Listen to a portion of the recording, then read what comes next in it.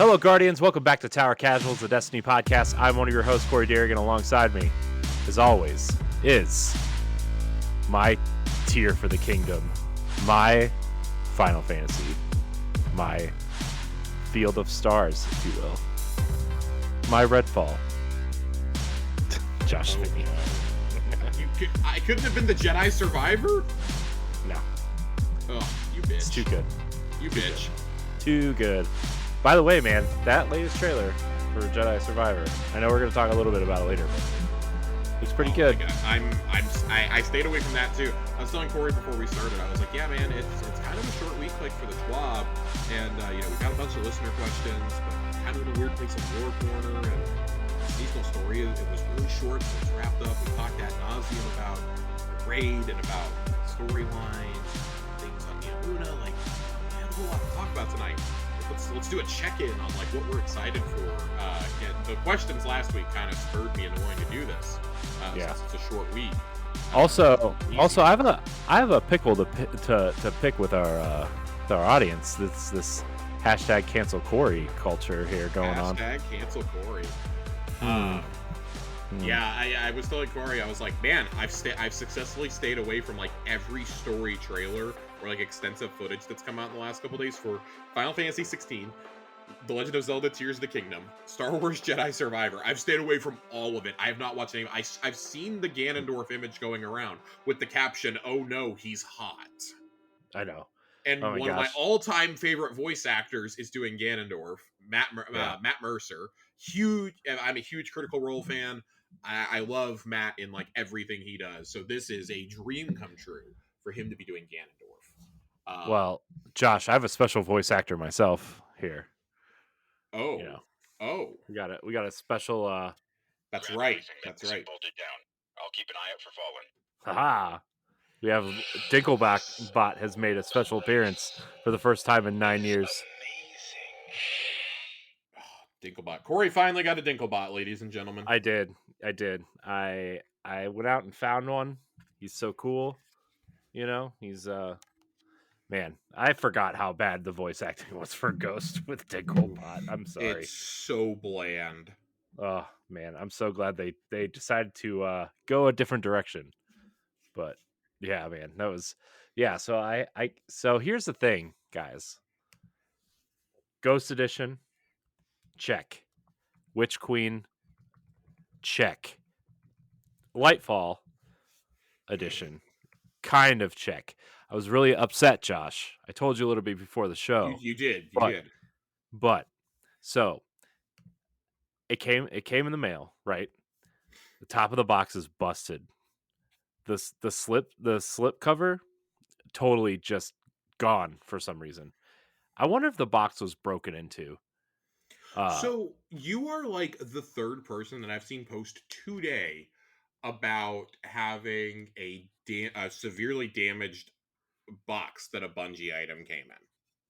Yeah, it was weird. It was really weird how this came, and so like I contacted Bungie support.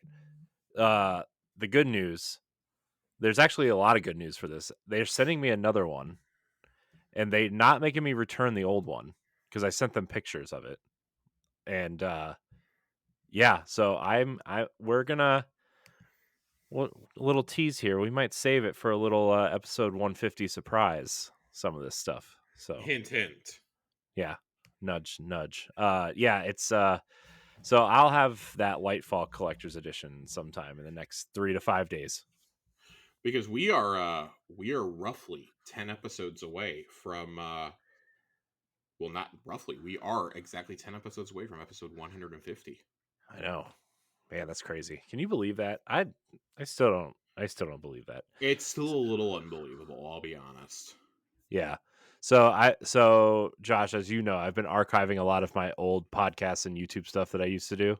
Yes. And I finally archived all of my old Destiny show, a whopping 46 episodes, everybody, of DNA Weekly Strike, your weekly Destiny podcast. Oh man, that way back in the day. Yeah, running from the Dark Below all the way through Rise of Iron. So all good the time. way through the Rise of Iron. Yeah. And on weeks we didn't have anything to talk about, instead of just taking the week off, we talked about things like Overwatch, The Division, Dark Souls 3 at one point. Dark It was funny. Souls 3. It's funny because one of the episodes of that show is actually because remember when The Division came out and everybody was like, "Oh, this is the Destiny killer. It's it. This is it." Yes. And like it was funny, the one episode in the battle between The Division and Destiny, Dark Souls wins or something. It was Unbelievable. Unbelievable. Oh man, good times. Good times. Well, but Corey, before we get into some non-Destiny goodness tonight, Yeah. let's do a brief rundown of a few items in the TWAB. Nothing too big brained here, but want to get to some TWABs, some TWABs. Some twabs. So I mean, first off, it's not like, oh my god, like we're not running around being like, oh my god, this is a massive TWAB, but there is a pretty big nugget that's dropped in here regarding third-party peripherals.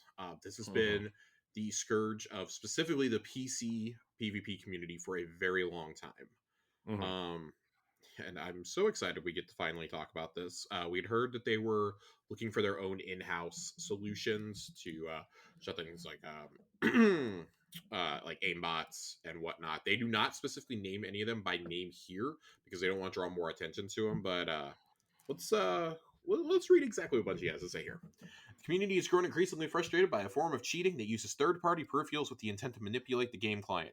These devices are plugged into a computer or console where they can, for example, execute simple scripts or trick the game into giving you extra aim assist. You'll note that we aren't calling them out by name. The primary reason is we simply don't want to offer a bigger spotlight than necessary. Instead, the focus is on what the impact of using tools like this has on a PvP environment. To that end, Bungie has adopted the following policy on any form of external aids. Bungie embraces the use of external accessibility aids that enhance or that enable enable and experience the game designers intended, but will take action, including bans on people who abuse these tools specifically to gain an advantage over players. So let's break down what that means. So external accessibility aids are any device or input that augments the player's ability to control the game beyond what the game itself normally provides. This includes, but is not limited to, programmable controllers, keyboard and mouse adapters, advanced macros, or automation via artificial intelligence. This does not include features that Bungie provides. For more information, accessibility at Bungie. Experience the game and the game designers intended means content meant to be difficult or prestige is designed like that for a reason. We do not intend for difficulty to be automated away via software or hardware. Therefore, simply using an accessibility aid to play Destiny 2 where a player could not play otherwise would not be a violation of this policy. Using these tools to mitigate challenges all players face, such as reducing recoil or increasing aim assist, would be a violation. Gain an advantage means used for the purpose directly or indirectly of achieving victory. For example, some players that abuse these tools rise in PvP ranks at a rate far beyond what is expected for a player improving through typical play. Because the benefits of cheating in PvE can affect things like the world first race or even spill over into PvP, we will be evaluating all gameplay for violations. So basically, don't use aimbots. If you use macros, for example, we have a few friends who use macros for things like well skating and shatter skating and things like that. I do not think that itself is necessarily a problem. That's not what I'm taking away here. What I'm taking away is paying for inputs and paying for cheats and plugins. There are plugins for controllers, but whereas like programming a controller that has paddles on it, for example, whereas one of those scuff controller is not a violation. Yeah. So that's the takeaway here. I don't think we have a problem with any of this in our community. But just, so we're all clear on it. That's what's going on. Bungie has finally figured out a way that, hey, we can ban this shit. Because there is way too much of it that shows up every single Trials and Iron Banner week. I see nothing but 1.5 million tweets about this. Yeah. So yeah, there's a lot of stuff going on Twitter today too of like, oh, they didn't waste any time banning me. I'm like, haha, you suck. Yeah, congratulations, you told on yourself. Yeah. Yeah, so I mean, there's literally one of like 3 things that we have to talk about. The faction commendation. will be coming Yeah. with the mid-season patch, which is currently, I believe, being aimed for next week. I think next Tuesday is when it's aiming to be put out. Before once Lightfall launched, we saw the feedback over and over again. I just want best dressed commendation, or I'm just giving the commendations to teammates with the best outfits, and so on and so on. It is important to note they were working on this, and then they were having problems getting it to work, so they pushed it from the launch of season 20 to next season, and then we're like, well, we got to move it up now. So, best dressed is not going to have a large commendation score, but fashion is never about getting the highest score, just the most accolades. Best dress commendations are also are restricted to what we call low trust activities, match-made activities that don't rely on significant communication or team play, not raids and dungeons, not trials. And if you think your clanmate is the best dressed, you can tell them. This is not a high school award. Best dressed is about giving stranger a compliment. So I kind of like that little wrinkle. I'm sure that there are going to be several a good chunk of players who will be very upset about that, but I also agree. Like, I don't think that you should rack up a large commendation score for fashion just based off like the 2 or 3 people you play with the most. Right. Just like getting like the Mercy compliment. But I will often see people when I run like Vanguard strikes, or when I run what do you call them, battlegrounds or crucible matches, where I'm like, oh my god, like I would really love Vanguard Ops, Josh. Vanguard Ops. I really love the drip here, and I want to make sure that people know it. And again, I like that it's not able to be given to people that you are in the same clan with. No, Johnny, that does not mean that I will be showering you with this accolade. John and I are not in the same clan, so that's technically Rip a way John. around this. R.I.P. A1 Johnny. To the labs, the Trials Labs. We have 2 more Trials Labs on week 8 and 11 of season 20, and both were testing the new matchmaking parameters to gather analytics and verify they work as intended on a larger scale. And then there's a lot here. It'll be the challenger pool and the practice pool there. Very excited. You will not, however, have the new cards in effect, so that does not mean you will have 2 losses forgiven on a card of mercy, for example. That will not take effect until the beginning of season 21. And same with the changes to Gilded Flawless. So more about that later this season. It sounds like they will probably give it to us probably towards the end of April.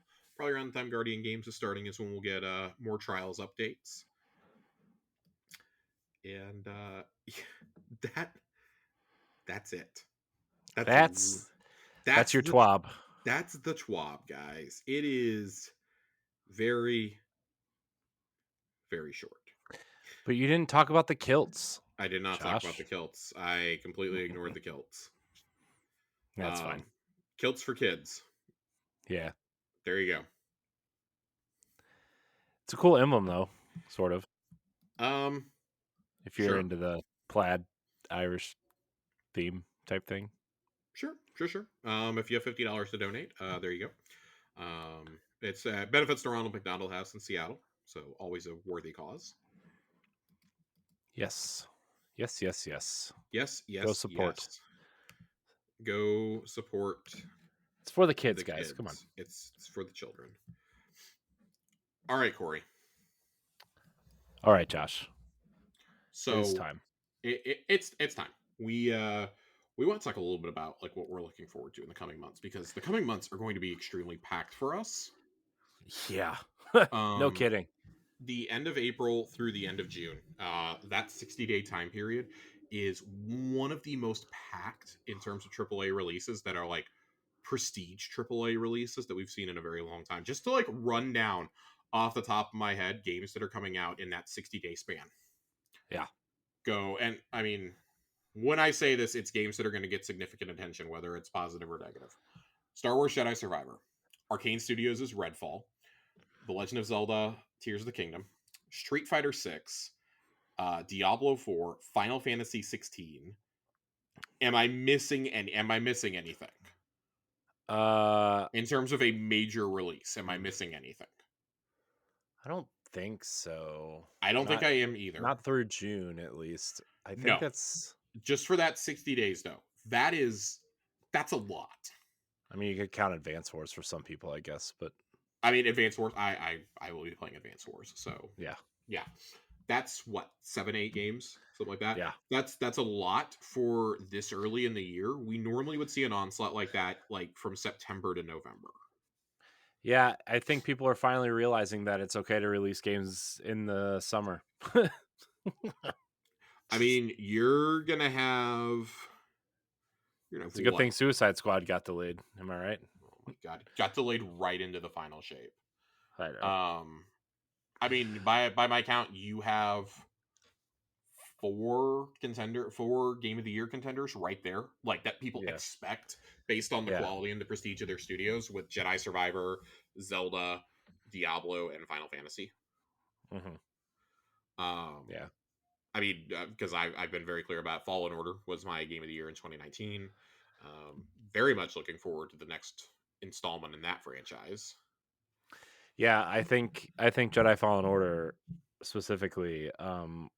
It was for me. It was great. It was a little rough around the edges, but I think the way that Disney has been handling their gaming division lately, and just the way that people are paying attention to polish Mhm. now, it seems that this game is going to be squeaky clean when it comes out, and it looks great. I mean, and I a think it's lot of super that, I cool. would say, I don't know how much say he has over like Lucasfilm games, but John Drake going over there, he left Sony to go Yeah, to Disney to be their like kind of head of gaming. yeah. I would say that he's probably responsible for Oh, picking Josh, quality. you forgot the biggest release on April 18th. Josh, Is this Disney Kart Racers? Disney Speedstorm. I Guess fucking who hate. season one's battle pass character is? It's Josh, Figment. it's Figment. Just saying, really excited. Are you gonna pay money to auto complete the battle pass? Yeah, to get Figment. Yeah, Never change, Corey. Please never I know. change. I won't. I won't. You should. I mean, my Figment collection. There's all my figures are up there, and all of my little stuffed animals are back there. So, just I saying, mean, if you grew up going to Disney World, you do love Figment. So I love Figment. Anyways, I had to get that in there. um yeah, I mean Jedi Survivor sounds really cool. I've again intentionally stayed away from as much of it as I can. I know that I'm gonna be 100% in on this and I'm gonna play it until I finish it. Love the first one. I like the novel that came out a couple weeks ago. That was a really good read. And of course, they got a lot of screen time at Star Wars Celebration this year. I Mhm. got to think that they're going to bring him into the live action stuff before long. Yeah, I mean, You don't cast a real actor who looks exactly like the character not to do it. it's. I mean, it's got to happen, right? I mean, it seems like. Well, what's? I mean, so what shows are running that are in between, that are during this time period besides Obi-Wan? None. The Bad No, yeah, Batch. He could show up in Bad Batch. mm, I don't think that he will, but he could. yeah, Because they've done time skips in that show. I do think it's not completely out of the question because it'll take several years to do a third game, and we've all but got a third game confirmed to close out the trilogy. yeah. I believe Can't that. do Star Wars without a trilogy, guys. Well, I believe Respawn has said that it's their intent to do that anyways. So I mean, that would be years off. You could Yeah, easily get a 6 episode series together I for know. Cal. Yeah, I know. I was just messing. I'd be completely down for that. I think that would be really cool. Um, Especially with how they're embracing the expanded universe again. I mean, at the very least, give me a graphic novel with him as the star. Yeah, There's a lot of things you can do with him, but Tears of the Kingdom, man. I think that's the biggest highlight for both you and I. As much as we like Star Wars, I think that's the big highlight here. yeah. I mean, for me, Star Wars is up there, but for me, it's Zelda. Yeah, I mean, it's. I mean, especially because being part of a Nintendo podcast for 8 years, it's like Breath of the Wild was like the first game that really like quote unquote put our show on the map. I guess because yeah. I mean, I'm not gonna lie to you, Josh. Starting a Nintendo podcast during the down slope of the Wii U was not exactly the smartest idea I ever had. No, But you know, you live and you learn.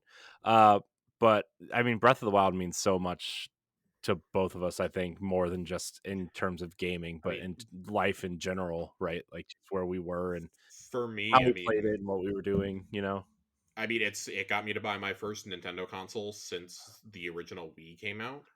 Hmm. Which I did not use much. It was the most into Nintendo I'd been since the GameCube era. Yeah. I've spoken at length about like I love Halo, but I simply wouldn't be a gamer without The Legend of Zelda. And Hmm. I mean, Breath of the Wild is pound for pound, in my opinion, the greatest game of all time. Yeah, Um, it's pretty good. I've got two Zelda games in my top five for anybody who doesn't know me really well, and it's Breath of the Wild and The Wind Waker, both of which like had an enormous impact on me at different points in my life. Hmm. Um, Yeah. you said something before we got started that the new trailer that came out today, it's very story driven, and you really enjoyed that. It seems like it's the most narrative driven Zelda that we've gotten, It seems and that way, which is crazy to put that on top of all of like the new features and abilities and stuff too, right? I mean, I think understandably that was that and the dungeons and the weapons breaking seem to be the three major complaints about Breath of the Wild, and either you embraced those changes or you really mhm. hated all of them. And for Well, my money, I would have preferred dungeons, but I mhm, didn't mind the narrative structure of that game, and I sure mhm. didn't mind the weapons breaking.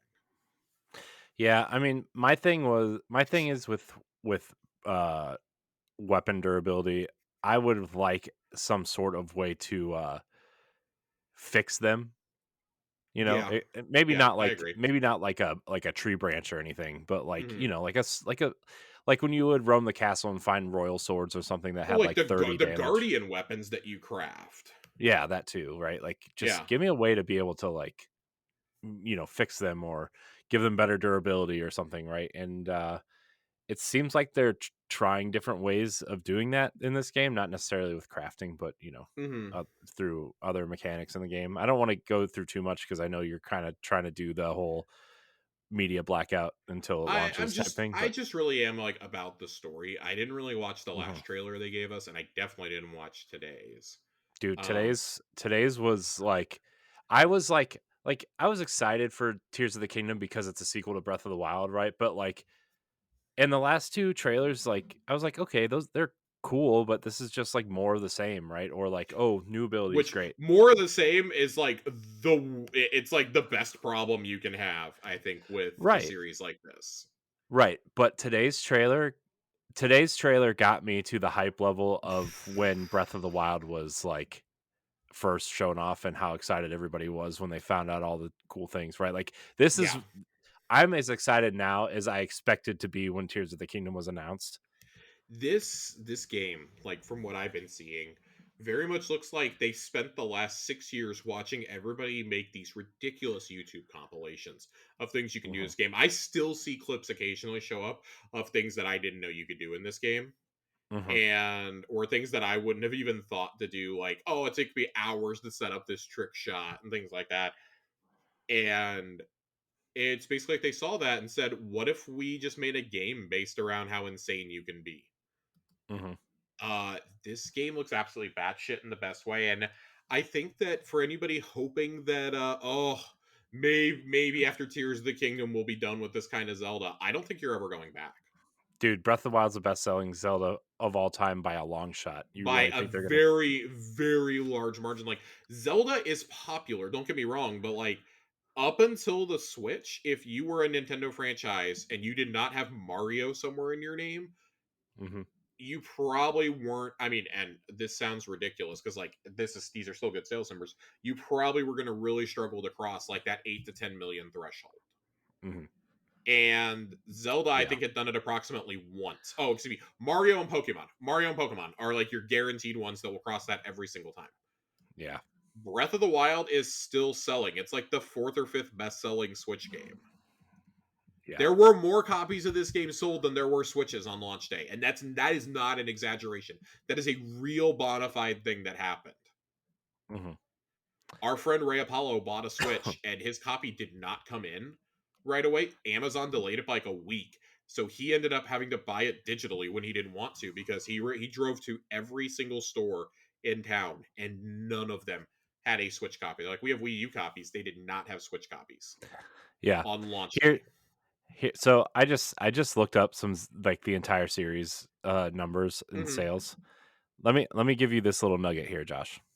Hit me. Breath of the Wild has sold 31 million units.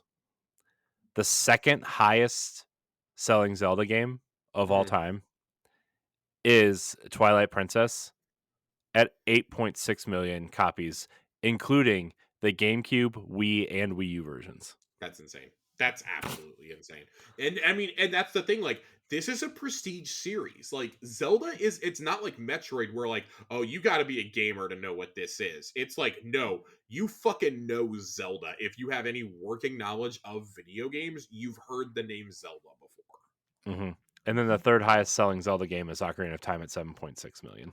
That doesn't surprise me. Ocarina of Time was an absolute monster in the 90s. Yeah. I mean, still consider. It's funny how many Zelda games, like when you talk to people, everybody has a different favorite game in the series. It's Mhm. not like, I feel like it's not like Mario, where like most of us congregate around either 64 or at Mhm. least our generation congregates around 64 or Galaxy as the best. Mm. Yeah. Um, Yeah. if I you mean, talk for if me, you it's talk the older 64. generation, probably Super Mario World probably Mhm. comes up, or Mario Brothers Yeah. 3. Yeah. For me, I mean, like in terms of Mario, like it's Mario 3 and Mario 64 for me. Yeah. Of I've grown away from 64 the older I've gotten. I loved it as a yeah. kid, but I Hmm. mean, I have the really unorthodox pick of Sunshine, but that's just me. Yeah.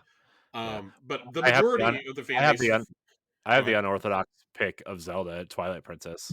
I know You nobody likes it, definitely but have an unorthodox pick I there. I love Twilight Princess. I think it's the I best fucking traditional 3D Zelda I game. fucking hate Twilight Princess. That's fine. And a lot of people do though, right? I have Like I mean, genuine. It's funny. I've gone on like this whiplash of Zelda, right? Where like I rode the high of Wind Waker for so long. I loved Wind mhm, Waker. I loved Minish Cap. I had played the Oracle games. I played both N64 games. Twilight Princess was coming out. I was part of a Zelda fan page when I was a kid.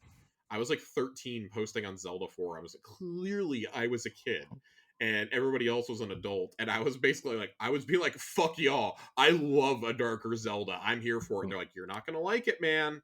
And then it comes out, and I've never been more upset about a game. oh man, that I bought game's a dungeons are Wii. so I got a good. Wii on launch day specifically only to play with Twilight Princess. Oh, dude. And So here's the thing about Twilight oof. Princess though. I bought a Wii and I bought Twilight Princess with it, and I hated the motion control so See, much that I played the game, I think that's why I hate the game so much. I've only but ever played it with the motion controls. I played the GameCube version on my Wii with a GameCube controller with a Well, Wavebird. you know, I really need them. I don't like asking for this, but I really, really, really need them to move move Twilight Princess to the Switch. Hmm. We've heard for years that there's supposed to be a Wind Waker Twilight Princess collection, which, if it's anything like Metroid Prime, they're just sitting on it. Nintendo likes to sit Oh on yeah, things. yeah. Plus I they're already can't. done because I mean the hard. I mean, quote unquote, the hard work, like the asset upresing and the Mhm. asset replacements and the fixing of the missions that were or the missions that were broken or bonked or whatever. Like that's all done. They just need to like have the engineers port it over, right? And Yeah, uh, by the way, another sad fact, Josh. Another sad fact. Wind hit me. Waker. Wind Waker across GameCube and Wii U has sold less than 6 million copies, Yeah. which is a travesty. Wind Waker was not received well. That's one of my earliest gaming industry memories. Is I remember seeing the Space Mhm. World demo Mhm. for what Zelda was supposed to look like on GameCube and being blown away. It was Mhm. at the time it was like called hyper realistic. I remember that when like GameCube like prototype graphics were like this incredible thing that we'd never Oh seen yeah, before. yeah, it was Back when incredible. Space World was a fucking thing. Some of our listeners are probably Yeah, too young to know what I Space know. World is. Space World was Um, Nintendo's gaming conference. Everybody, kind of Space like World was Nintendo's own PSX E3. before PSX. Yeah. Oh man, and they showed that's where they showed Rogue Squadron 2 for the first time. Also, So that trailer comes out. Everybody went nuts. That's one of the earliest things I remember on gaming forums. Is everyone just went absolutely ape shit when IGN posted this video for the first time. Mhm. And So I, good. I spent I spent a year reading about this, and then they re-revealed Zelda as we didn't know it was Wind Waker at the time, but they re-revealed it with the cell shaded graphics, and everybody Mhm. lost their minds. It was like, this is going to be awful. This looks terrible. Zelda was the name Zelda, for it. yeah, Zelda was an insult. That came out, and I still think that might be the best looking GameCube game. Yeah, well, I mean, I think that And it was game, so unique. yeah, I mean, I was one of those people who's kind of upset at the art style too. I'm not gonna lie to you, but Yeah. like once you play the game and realize like, oh, this is a great Zelda game, and it was kind of like the first kind of it was kind of open, right, with the sailing and stuff, and I mean that 10 final year boss old 10 battle, year old Josh thought that this was the greatest thing ever made. yeah, and that final battle with Ganon, Oh, with Fat Ganon? Yeah. yeah, man, I still but have I have a Wind Waker Ganon. I have a little World of Nintendo animated Ganondorf figure sitting around here somewhere. I think it's on a shelf in the other room. But yeah, I unashamedly love that game. It was the first game that really, like, outside of Twilight Princess, gave Zelda a personality. mhm, Because of course, the Pirate Tetra and things like that, but like the Hyrule Royal family, like for the first time mhm, in a 3D family, yeah, or 3D family in a 3D game, um the going to Hyrule Castle for the first time in that game is, I think, one of the greatest moments in the entire series. mhm, Seeing the stained glass windows and just like, god, the prologue to that game, the opening of it, like that's what I wanted so much, and that's why I think that's part of why I'm so attracted to Breath of the Wild. Like, the cell shaded graphics were such a big deal that they've still continued to use those in various regards in every one of the 3D Zeldas after, because it's such a distinct hallmark of the series now. And like Toon Link, as he was known, has mhm, become like kind of the symbol for every handheld Zelda since. mhm, yeah. So it's really cool. So Zelda's really special to both of us. What I think, when I said, like, I think that you're never going back from Breath of the Wild, number one, it's the sales, but two, Well, they doubled down on the voice acting. I know, dude. They got Matt Mercer. Matt Mercer yeah, is fucking Ganondorf. I know, and I mean, there's three different voices in this trailer that was shown off today. So, It's wild. And like, I remember when we heard that they were going to do voice acting for Breath of the Wild, and I was understandably, I was a little scared. I was like, I don't know how I feel about giving a voice to Link after all these years. especially because like the last major franchise they gave voice acting to was Metroid, and like for Other M, right? And it Yeah. was like not wonderful. Like, universally considered the worst in the franchise. Yes. Yeah, I'm a little skeptical. I do wonder if, because correct me if I'm wrong, Link does not speak in Breath of the Wild. he doesn't speak in any game.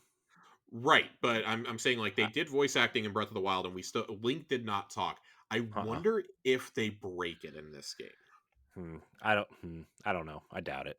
I think we're I coming. I think we're coming up on the point where I listen. I love a good silent protagonist. I played the mhm, fuck out of Persona, guys. Okay, I yeah. like a good silent protagonist, Mhm, but I think we're getting to a point where eventually you're gonna have to have Link speak, even if it's just like in Persona, like the main character doesn't speak.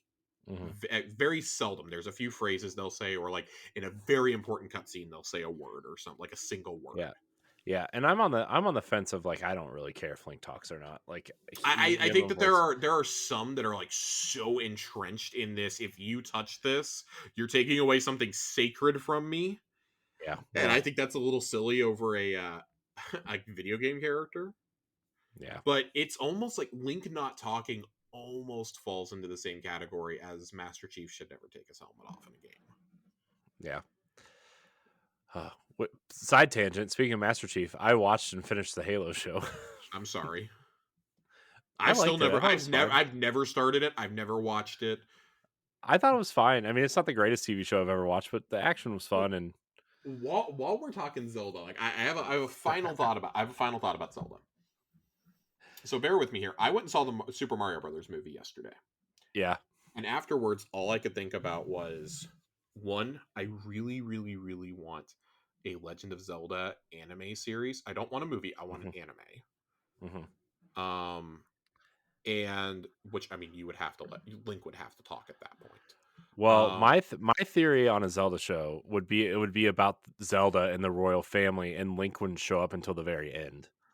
that would be ballsy. That's my theory on a Zelda show if they ever did one, because like I don't know if you can, and yes, Link would have to talk if he was the main protagonist, but what if Zelda was the main protagonist and like So the I mean, surrounding characters? we are clearly getting to a point where Zelda is going to be playable in one of these games. It's the next one. Um, It's the third game in this trilogy. I really hope so, but you know, you have you have the eternal conflict between or triangle, the Triforce, if you will, between Mhm, Link, Zelda, Ganondorf. mhm. Um, My it, theory in this game actually was like it's I don't know if they're gonna play with time travel or dimensions or something, but Link and Zelda are connected, and like you would have to like swap between them in these dimensions to solve different puzzles.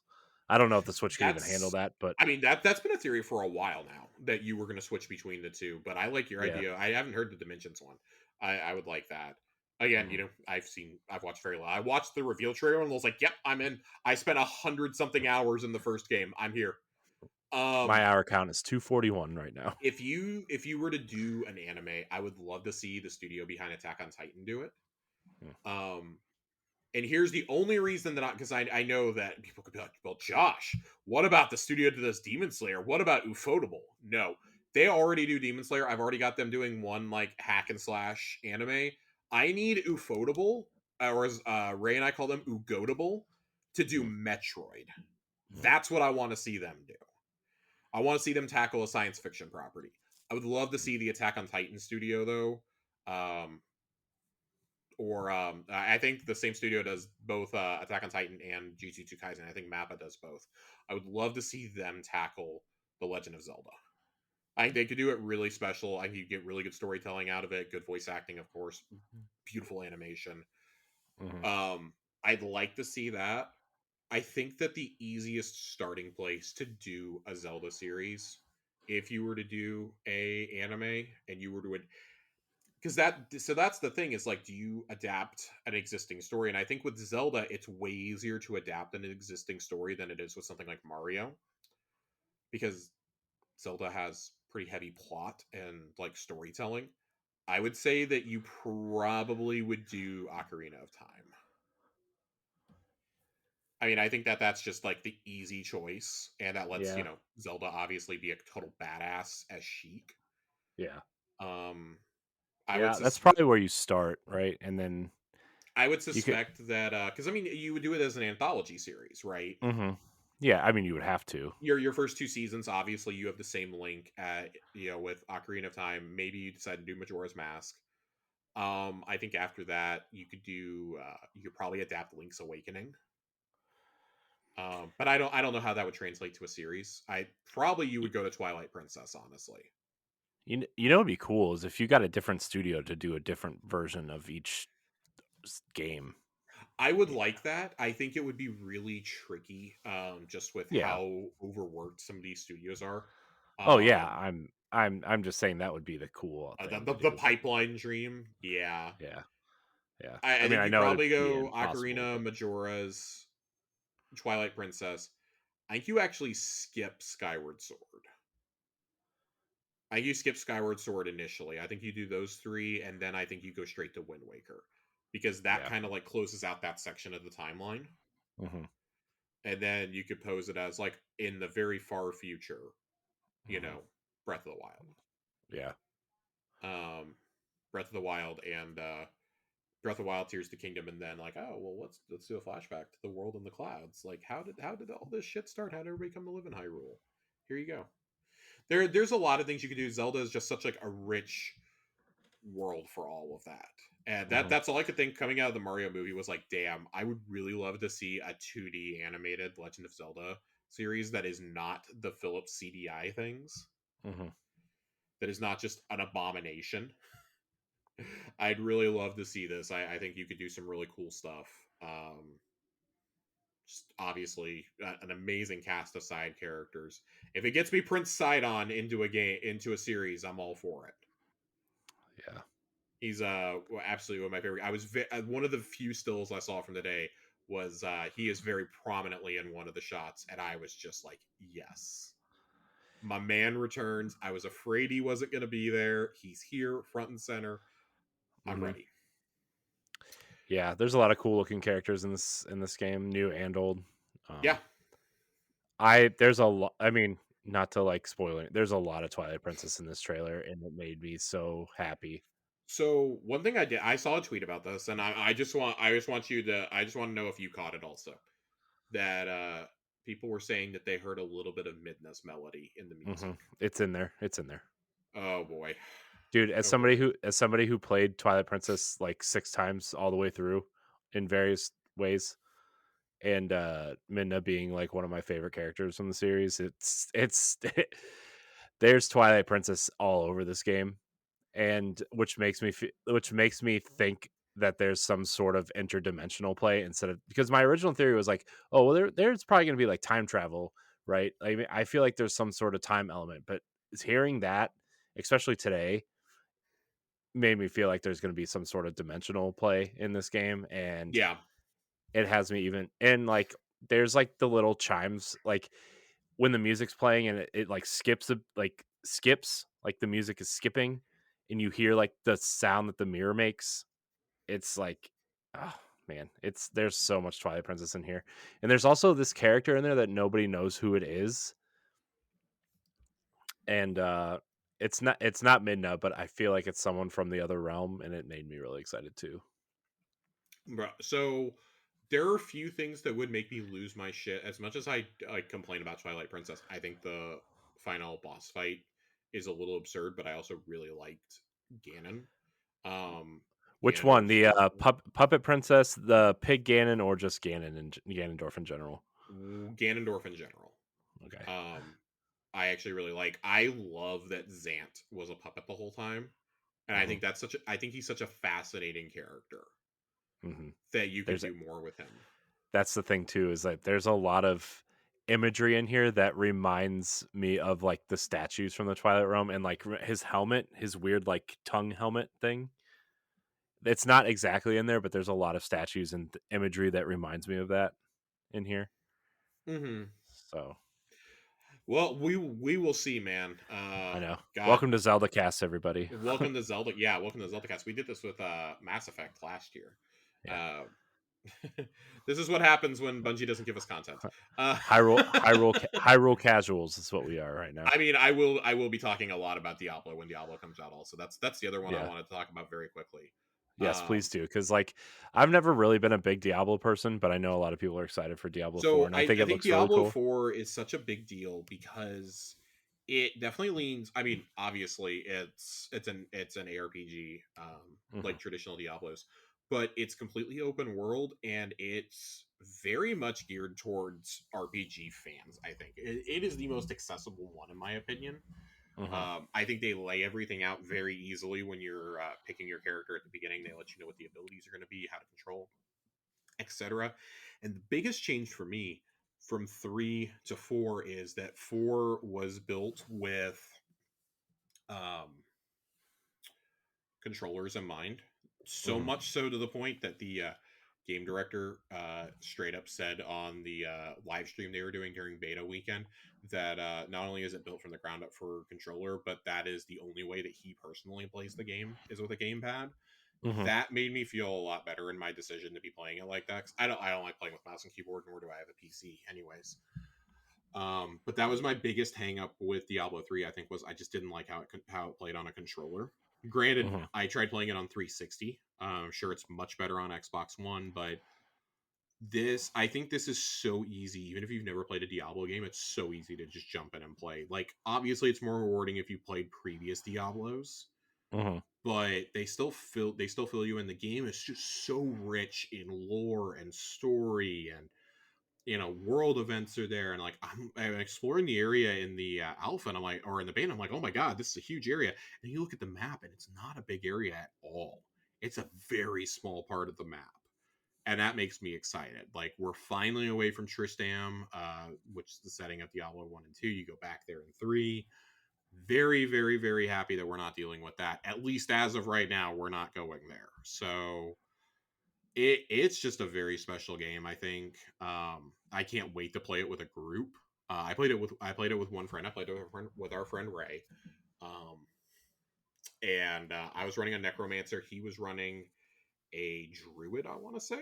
And he was playing a druid. He played a druid for part of it, and he played a sorcerer for the other part.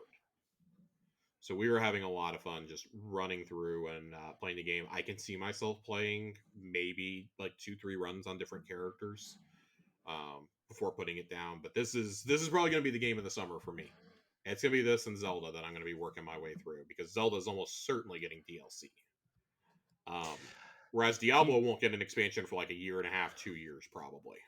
You think Zelda's gonna get DLC? Yes. I'm like I know the Yes. last one did, but I'm not 100% sure if I I'm feel like they would have announced it already. I'm 100% certain that it's going to get an expansion pass. 100%. I mean, I'm not gonna complain if it does. I feel like they should have announced something I think already. Nintendo has figured out. Well, I mean, if it's going to be story content, they might not want to like even tease it until after the game is out. It's fair. You're right. Yeah. Because I mean, there's obvious. I mean, I love that we're getting back to Zelda. There's and I don't know. You know much more about Nintendo than I do. I know it's at least a theory that's been floating around for a long time that Tears of the Kingdom started out as DLC for It did. Breath of the Wild. Yeah, they've come out and said it as much. Okay. Yeah, like I said, I have pretty much like gone full blackout at this point. Yeah, they've said as much, and then they said there was too much we wanted to do, and we just expanded it into a full game. That's and fair. like a lot of theories is that Skyward Sword is actually the first game in the series, which Yes. I'm like, I don't like that because I don't really care for Skyward Sword at all. But like, it totally makes sense with the addition. Obviously, the addition of the sky stuff, but yeah. Oh my god, dude, I could do an entire podcast on the timeline of Zelda lore. Oh god, Ocarina of Time fucked everything up. That's all you need to know. Yeah. No, you know what fucked it up was when they actually published the timeline in the in the book, and then they were like, maybe not. I don't know. Yeah, like I said, I was part of a Zelda fan forum when I was a kid, and that was a hotly debated topic, was the timeline, because that was leading up to Twilight Princess coming out. And everyone was like totally convinced, like, oh, Twilight Princess has to be like, it has to be the same Link from Ocarina of Time and this and that, and then like, oh, it's not, but it's not that long after Ocarina. Like, it was just it was very weird. And then we were like, oh wait, but it's in like a certain part of the timeline, and there's all sorts of shit. That is the most confusing timeline. It's the most pointless thing to argue about, because it doesn't fucking matter. No. And it's like, well, Breath of the Wild has to be like either super early or super, super, super, super, super far into the future. Yeah, like those are your only two options. I mean, I'm pretty sure they confirmed that it's like pretty far off in the future. Where, I believe so. Also, I mean, like the technology alone. Yeah, like so far so that like it doesn't matter which timeline you follow because it's just so far. Breath of the Wild in a lot of ways kind of feels like it was the reboot the franchise had needed for a long time. They wanted Skyward Sword to be. It feels like Skyward Sword was supposed to be that, and it just didn't click with most of us. Yeah, it's better on Switch, I'll have to say. I bought it and I still haven't played it. It's the only 3D Zelda I've never played and beaten. Yeah, I mean, I don't know. It's made for motion controls. One of only two Zeldas I've never played and beaten. The other one being Link Between Worlds, because I never owned a 3DS. Yeah. Which I still think is the next 2D Zelda coming to Switch, a port of that. Link Between Worlds. I hope so, because I've never gotten to play it. So I would love because I think Metroid Dread has shown that it can be successful. If Metroid Dread can be the best-selling Metroid game of all time on the Switch, then a 2D Zelda would do absolutely bonkers. Yeah. Yeah. And Link's Awakening remake. Yeah. The Link's Awakening remake was really good. It was good. It's not the exact kind of game that I would want, but it was good. No, it's incredibly faithful to the stupid obtuse 90s puzzles, right? Like, it's just to a fault. Yeah. To a fault. Tunic was a better Link's Awakening. Changed my mind. I didn't play Tunic, so Tunic is as an old school like Link to the Past and the Link's Awakening fan. It's so the thing about Tunic is I played Death's Door. Yes. And then right after that, I started Tunic. I'm like, these games look too similar and don't feel enough. It was the Horizon Breath of the Wild problem where like I need a palate cleanser before I go back to Tunic because I feel my dexterity is tuned to Death's Door, and this game's very slow, and so I need a like a cleanser. Tunic is a game that definitely does not hold your hand at all, and Mhm. it feels like the Zeldas of old, which I Yeah, really enjoyed. It's very mhm, much an homage. yeah. The manual But system is cool too, though. Corey, Yeah, we've got a lot of questions tonight. we do. Also, before we get to questions, Before we get I to just want to questions, say I just want to just quick sentence. Final Fantasy 16 oh looks yes, rad. Looks rad. Final Fantasy 16 looks awesome. I deliberately did not watch today's state of play because I don't want to see anything else from it at this There's point. so many spoilers in there. I would not watch it. I wasn't going to play Final Fantasy 16 when it first came out. The last time that they showed footage, like a month and a half ago, that's what Mhm. sold me. The February state of play is what sold me. Yeah, I it wasn't. looks awesome. I was gonna wait a little bit because I was gonna be like, I'm gonna be so deep in Diablo and coming out of Zelda. I don't know if I want to play Final Fantasy 16. Final Fantasy 16 is my July game at this point. I've already Mhm. decided. Yeah, And I look forward to playing that a lot before Baldur's Gate and Starfield take over the rest of my year. yeah, yeah. Um, all right, It's gonna be. Corey. Let's get to these questions. Whew, We got a lot. We got a let's do it. lot. We have a lot. Who boy. Uh, Andre writes in and asks, with the Andre.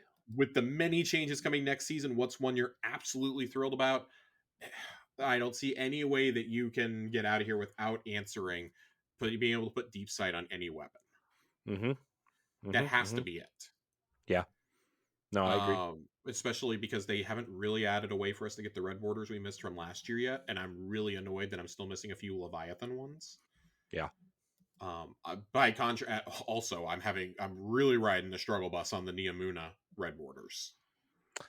Yeah. About that. What's going on with that, Josh? I mean, I'm of the opinion that they need to make Nimbus also into a weapon vendor and let me just buy a guaranteed red border each week.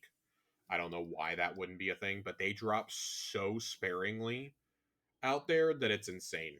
The people who were able to craft the pulse in like the first week or so, hats off to you, man. Like, I get that if you run the campaign on all three characters, that's three guaranteed red borders, but that still sounds torturous because you still Mm-hmm. have to get the last two, and there's really only one guaranteed way to get them, and that's doing the gold patrols and then hoping the gold patrol drops you one.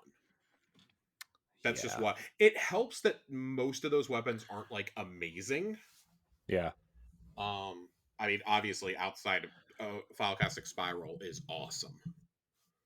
That's the Arc Pulse, by the way. Very good weapon in both PvE and PvP. I was running a Volt Shot roll of it that I got, and I love it. I just wish that I could get it as a red border. Mm. I think that the activity that you can spawn into, the terminal overloads, I think that your first terminal overload of the day, the week, whatever, should give you a guaranteed red border also. I'm having a significantly harder time getting red borders here than I ever did on the Throne World. And that's with the Yeah. Wellspring weapons taken into account. Mm-hmm. Yeah. No, I agree. Thankfully, they saw through their problem last year and did not make crafting all the weapons required for the title this time. Yeah. Good job. Good change. Good change. Good change. Do you have any other anything different that you're really looking forward to No, next season? of course not. No. That's the only thing that Of matters. course not. Your face was so priceless there. No, no. uh, no, um.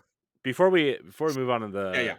the next question, by the way, shout out to everybody who took me through Root of Nightmares last weekend. Shout out. No exotic though, Fox. You disappointed me once again. What'd you think of the raid? It was good. I mean, it's really easy. I mean, compared to the other raids, it's pretty.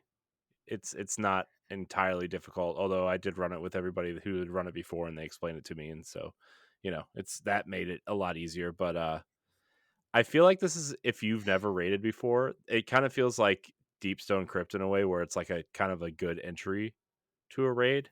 Hmm. Uh, I like the room with all the planets in it. That room is amazing looking. Uh,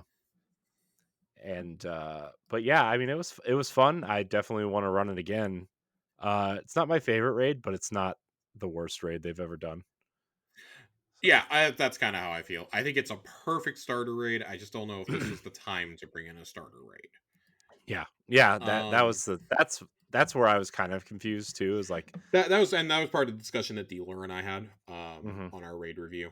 mhm. So next question is from Joasis. Are there any plans for a Tower Casuals Patreon? No, No, no, no. not right now. Yeah, It is hard enough for us to be able to do one show a week. yeah.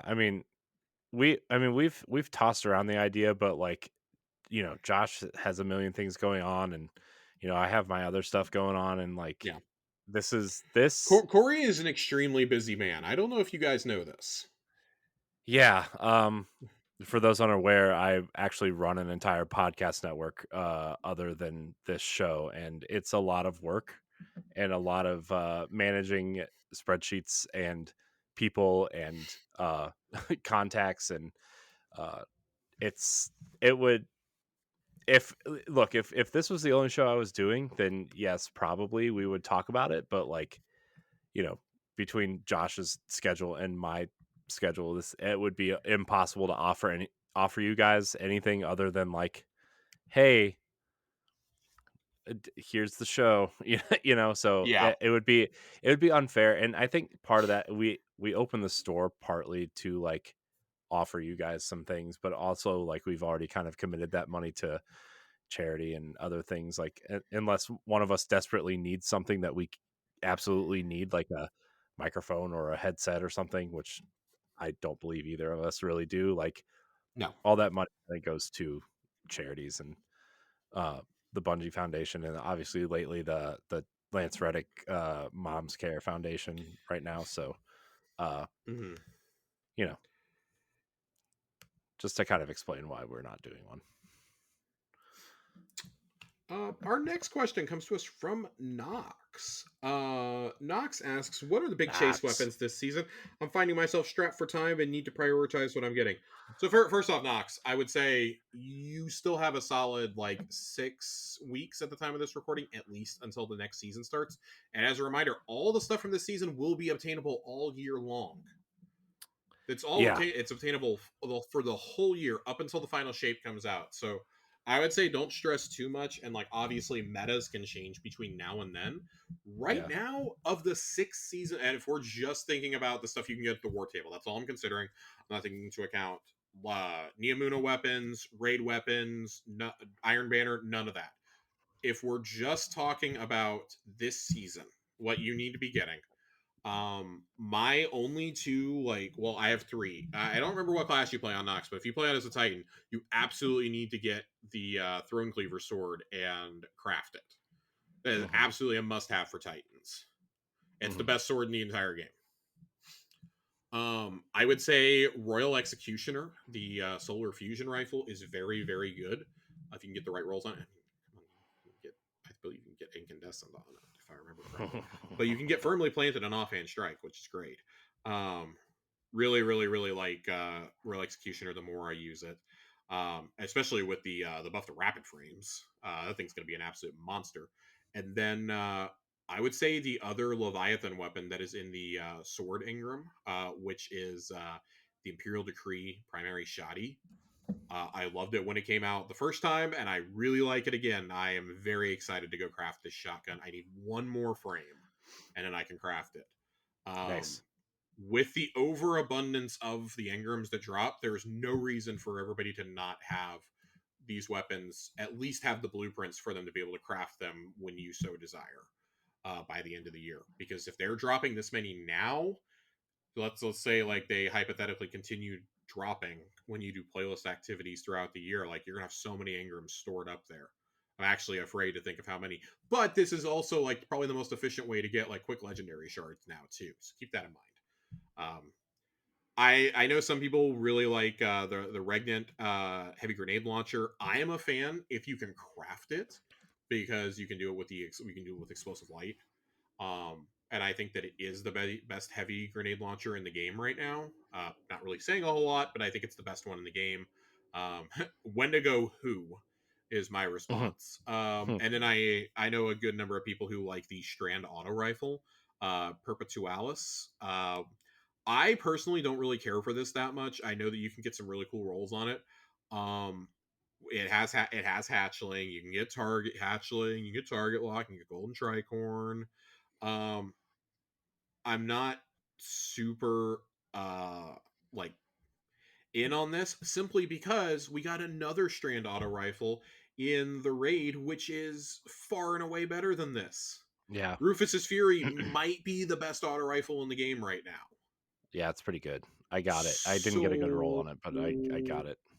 Corey, I'm one pattern away from crafting this. If I can get in a run this week, I can craft it, and I'm so excited. I will never take it off. I Nice. have been running that in every activity that I can justify it in right now. So really, really digging it. But yeah, I think that currently like weapons are kind of a bummer. In terms of ones that have come out, I guess if you're asking for any other suggestion, like when you talk about being strapped for time knocks, I don't think you should worry at all about seasonal stuff. Um, Yeah. but I want to do a quick rundown of things that are going to disappear next season. We talked about this last week, but weapons that'll be leaving include Mindbender's Ambition and Malicious Birthright from Nightfalls, Inquisitor and Whistler's Whim from Trials, Wise Rebuke and Hero's Burden from Iron Banner, and then Rose from the Comp playlist. I would say of these, Mindbenders is a good shotgun. Mindbenders and Malicious are both good, but I think that, especially in the case of Malicious Birthright, I think there are better uh, kinetic breach or better just breach loaders in general at this point. Malicious Birthright was really special when it came out because it did things that other ones did not do.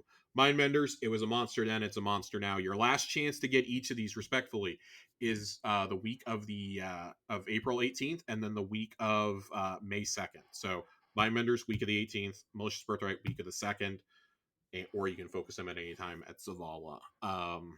Trials of Osiris. I think there's so many better bows than Whistler's Whim and Inquisitor. There are better. There's better arc slug shotties. There's literally a better one called Ganora's Axe at Mhm. Saladin. Iron Banner. I mean, Wizened Rebuke.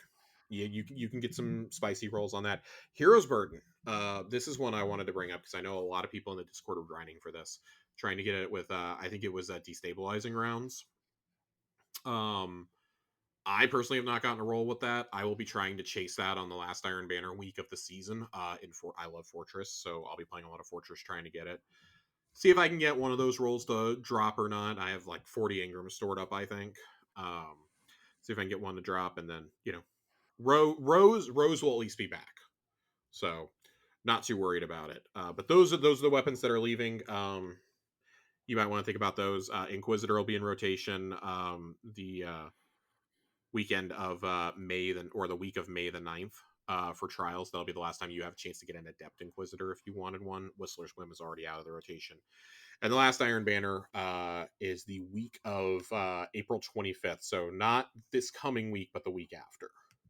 I feel like Iron Banner is just popping up all the time.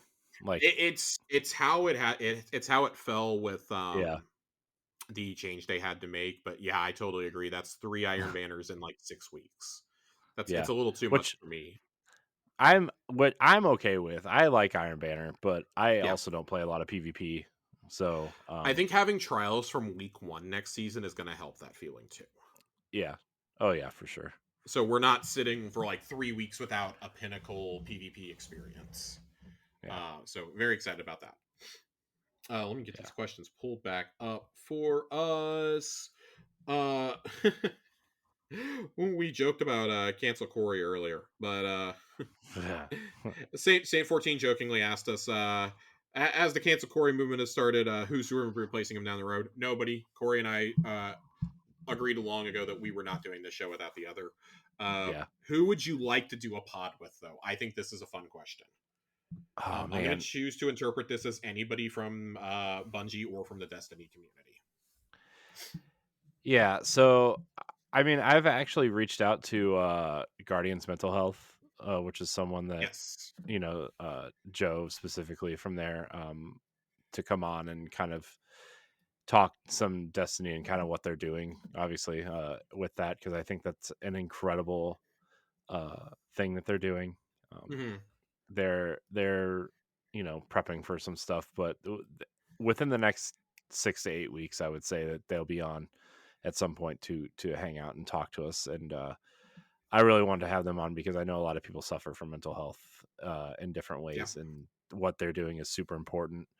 Um, so yeah, I would love to have them on uh, at some point. Uh, so what about you, Josh? My name is Bife. Bife, Yeah, Bife too. absolute. Bife or Mylan is somebody I would love to sit down, and just like pick their brain on lore and story stuff. Yeah. As far as like content creators out there go, as far as Hmm. people at Bungie, um, he's an ex Bungie employee now, but I'd love to kind of pick Damage's brain on what is it like to be the community manager for one of the most popular games as a service titles. Hmm. Um, and I would love to. I'd also love to sit down and pick Kevin Yates' brain. I know he no longer works Yeah. on Destiny. He's still at Bungie, but it's funny. Like so many people have moved on Yeah. recently that I'd Yeah. love to sit down and talk to. Previously, I think Corey and I don't think we were asked this question explicitly, but our dream had been to, if we could have picked any guest from the history of Destiny, was genuinely to get Lance Reddick. Yeah. And there was one point where that actually kind of looked like a possibility. Yeah, But then he signed on to do Resident Evil, and then I never followed up, and now sadly, like, this is uh no yeah. longer can happen. Also, fun fact: we were actually supposed to have Liana Rupert on this show. It was at one point right when she quit Game Informer and couldn't tell anybody where she was going. We had like a 3 week span where we thought we had it tied up, and then we Yeah, were like, "Oh shit!" That yeah, Corey messaged me. He's like, "Well, I don't think we're getting Liana anymore," and I was like, "Why? What yeah, happened? Did I tweet something?" He was like, "No, check this out." And I was like, oh, "God damn it! yeah. we, So, we're thrilled for you. We love you, Liana, but God yeah, damn it!" yeah. Yeah, it was like that week, the last couple weeks she was at Game Informer, and we were like, yeah, Yeah, that'd be great to have her on to talk some Destiny. And then, like, she was like, yeah, let me see, I have some things going on. I will get back with you. And then uh you know we found out she was working at Bungie, and then she was like, I can't. I was like, yeah, well, I get it. yeah, totally to be expected at that point. Yeah. um, our next question, I believe, comes to us from Ronnie. Yes, it does. This is the non-Destiny question, of course. As both of you love Star Wars, who is your favorite canon character and favorite non-canon or lesser-known character? Man, well, they've been bringing a lot of the non-canon characters into canon, like, I don't know, Thrawn.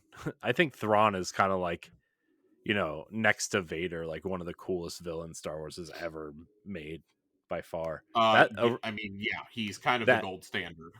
that original Thrawn trilogy, which is no longer canon, is awesome. It's one of the It's coolest series not, I've but ever it read. might be soon. Yeah, In a lot of ways. yeah, it's incredible. I highly even if you are like a Star Wars canon nerd, like, please read those. Timothy Zahn's an incredible writer. Oh yeah. Yeah, didn't he help do some Rebels stuff and other things, right? So Timothy Zahn wrote the Thrawn trilogy in the Right. old canon. He wrote a duology that took place 15 years after Return of the Jedi, I believe. He wrote one that took place during the original trilogy, but I don't know if it included Mhm. Thrawn. And then he did a prequel novel that actually had Obi-Wan and Anakin in it briefly. Yeah. Outbound Flight. I actually have a signed copy of Outbound Flight. I don't think it's in here. Oh, it is. It's back on my shelf. I have a signed copy of Outbound Flight that a friend of mine got signed at a Comic-Con for me and personalized from Timothy Zahn. Nice. He did a new Thrawn trilogy, as well as consulted on Thrawn's appearance in Rebels. I have to imagine that he's probably an executive producer on the Ahsoka series. Yeah. I I would can't assume he's I probably. can't imagine having Thrawn in live action and not asking Timothy Zahn to consult. Yeah, I wonder. He's probably like even he probably has a heavy hand in this Ahsoka series, right? I would be, I would have to imagine that he has at least a part in it. yeah, I don't know how heavy, but I mean, the Ahsoka series definitely seems like it's setting up to loosely adapt, Heir to the Empire, which is considered by many to be the best Star Wars novel ever. That's the mhm, first book of the Thrawn trilogy. But man, yeah, we're in for a fucking treat there. I would co-sign. I think Thrawn's one of the most fascinating characters in the universe. yeah. What about a non-canon or a lesser known character? Oh man. So non-canon or lesser known. Man, I don't know how to answer that question. Um, And pull somebody from the old EU. yeah, but see, I wasn't really into the old EU Oh, really. got you. So, um, I mean, man, my son is like really upset. I can hear him very faintly. Yeah. So why don't you answer while I kind of check on that, I guess. um, so for me, I think that my favorite character is definitely Han Solo. I loved playing with lightsabers as a kid, but there was just something about Han Solo. He Yeah. dressed cooler than everybody else. He had the best spaceship. His best friend was a Wookiee, and Yeah. he had a chessboard on his ship. Like it was Yeah. just cool. He's the coolest character in Star Wars, period. I don't care what anybody really says. He had the right amount of cocky swagger, and I mean, so much of that is because he's young Harrison Ford, right? Right. Yeah. I mean, Just incredible. Even Harrison Ford in Force Awakens was like kind of right back in it a little bit, right? Arguably that's his best turn as the character. Yeah. He, Um, just phenomenal. I always loved him and Boba Fett when I was a kid. yeah. Was a big fan of the expanded universe. Non-canon character. I mean, I'm gonna keep it with the Solo twins, Yeah. Jason and Jaina, definitely.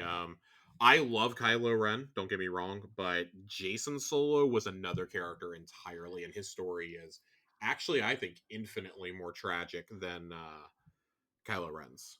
Yeah. Because Jason willingly makes the decision to go to the dark side because he thinks he's going to save the galaxy in doing it, and in reality, he just becomes corrupted, becomes a tyrant, literally takes over the galaxy, very similar to Kylo Ren, takes over the galaxy, and is killed by his sister in a climatic lightsaber duel when he stops fighting her to uh, warn his secret wife and his daughter about an assassination attempt through the Force. He reaches through the Force to save them, and his sister delivers the killing blow, not realizing that's what he's doing. Mm, He basically becomes himself in his final minutes. mm, I think it's a very tragic story. Her story is great. Of course, she's known as the Sword of the Jedi, and right. basically, it's implied that she probably becomes either the Grandmaster or the Co-Grandmaster at one point at the end of the old canon timeline, Yeah. alongside Luke's son Ben. As for a lesser known character, I fucking love Max Rebo. I fucking love the little blue elephant from Jabba's palace that plays his little circular keyboard. I was Yeah. so relieved to find out that he survived the explosion of Jabba's sail barge when he showed up in Book of Boba Fett. I was fucking thrilled. I was like, yes, yes. There are few obscure characters in media that I love as much as Max Rebo. Yeah. I I mean I like I like Qui-Gon Jinn a lot from the prequels. Um Yeah, I feel like he's one of the things that's aged really well from those first two movies. That like, mhm, there's not much that's aged well, but he's aged really well. yeah. He Also was a different kind of Jedi Master than we expected. yeah. Looking back on it, I kind of wish he would have survived for through at least the first two. Man, that prequel trilogy had like an interesting it's such a there were disaster. there were story beats there that were interesting, and if they would have just take like, man, we could do a whole show on rewriting the prequel trilogies, but Oh God, yeah. man, like Count Dooku was pretty much like you could have just put Darth Maul there and he was way cooler. Like I don't know, there's a lot you could have done, I guess. I There was an digress. awful lot. Yeah, there was an awful lot we could have done there. What do you Um, think? What do you think about uh, what Daisy Ridley coming back to play Rey in the new movie? um, I'm happy you asked me this. I'm a lot more on board with her coming back than I am with some of the other decisions being made. Mhm. Um, So there were whispers about this time last year that there was going to be a movie that was going to explore the new. I get really triggered when I hear the phrase "New Jedi Order" Mhm, because the New Jedi Order is an infamously awful book series mhm. that had like 3 cool scenes in it ever, and the rest of the 20-book series was just awful. Chewbacca got crushed by a moon, for starters. That was in the very first novel, so 7-year-old me was scarred for life reading his first ever adult book, and Chewbacca gets crushed by a planet. Yeah. Probably explains an awful lot about my psyche around Star Wars characters. um, but I remember liking it because it was Luke Skywalker as a Grandmaster, and I'm excited to see what they do with this. It's 15 years after the Rise of Skywalker, which still, despite all my love of Star Wars, I have never rewatched that movie. I've never bought it. It is the only Star Wars movie I do not own or have ever watched after my initial viewing in theaters. I So think it's just a complete disaster. about 6 months ago, I actually rewatched the sequel trilogy, I'm sorry. and well, I was trying to figure out like because I don't know, I just went back and rewatched them, and I was like, man, are some of these movies as bad as people say they are? And like, I actually really like The Force Awakens a lot. I know it's kind of a retread of A New Hope, but I think Yeah. it's Oh, it's 100% a retread. Yeah. yeah, yeah, but I think they had to do that to be kind of safe. Hmm. Um, I I agree. think you want a solid foundation to launch off of, and I think it was interesting. I think they introduced a lot of cool things. The whole obviously like the big thing I wish they would do is give Finn his own kind of redemption series because they just kind of fucked him over. But like that whole subplot was could have been cool, I guess. And then like the Last Jedi, it's fine, but Oh man. the third movie is like I watched it and I'm like, I don't know if there's really a plot here. I think there's like a MacGuffin, and then they brought back everything people like about Star Wars, like the Emperor and space battles and action Hmm. scenes. There's not really like where's the plot, you know? Yeah. So, uh, with the risk of derailing this show, Oh, because we I haven't derailed it already. I definitely have some serious thoughts about the sequel trilogy. I think that Force Awakens has aged really badly. In It's only been out for 8 years, and I think it's aged very poorly. Um, Yeah, but that do you being think said, that's because of the people's opinions on the other movies, or do you think it's I just because of the no, movie I think it's a itself? little bit of everything. I think definitely people's polarized opinions on 8 and 9 certainly don't help. Hmm. Part of it is I think just J.J. Abrams. I think J.J. Abrams has suffered a reputation hit that he's probably never going to recover from. So, like, I've followed JJ for a very long time. I watched Alias when it was on TV. I liked Lost a lot. Lost was the first really message board show that I ever watched. Hmm. 2005, man, 2004, 2005. Um, I got really into Fringe. I get really into shows that JJ starts and then he doesn't have anything to do with. He just throws all these ideas at a whiteboard. He opens his mystery box and then he walks away. And JJ is great at starting things, but he's terrible at finishing them. And I said the same thing about Star Trek. I thought the first movie of the Star Trek reboot is great. The second one, not so much. And notice JJ did not come back for the third one, which was definitely better. I have the same problem with Star Wars. I think The Force Awakens works for what it was intended to do, which is reintroduce the audience to Star Wars after the prequels kind of tainted everyone's mouths a little bit. But even by the time 7 came out, people were really starting to come around on the prequels. Yeah, okay, George had some kooky ideas, but like especially Episode 3 really is actually pretty good. Episode Yeah. 3 is really good, especially Order 66 is just Hmm. like one of the best sequences in any Star Wars movie. The opening space battle is cool. The fight between Anakin and Obi-Wan, Yoda and Sidious, like there's so many cool things about 3.